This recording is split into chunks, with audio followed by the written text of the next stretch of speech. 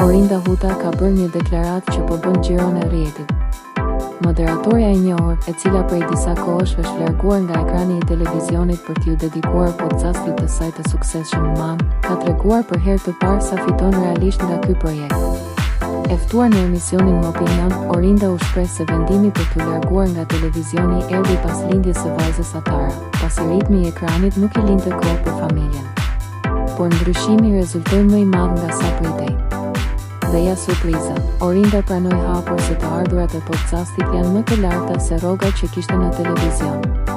Ajo madje theksoi se tashmë i menaxhon vetë të gjitha fitimet, ndërsa kombinimi i podcastit me të ardhurat e Instagramit përbën një paketë shumë të fortë. Në një moment të bisedës, Blendi Fevziu e pyeti Troçi: "Ia vlen financiarisht?" Dhe Orinda u përgjigj pa hezitim: "Po, ja vlen absolutisht më shumë se një rrogë në televizion." Moderatorja u shpreh se pavarësia profesionale i ka dhënë më shumë liri, kohë dhe mundësi për të hapur projekte të tjera personale, diçka që televizioni nuk ja lejonte më.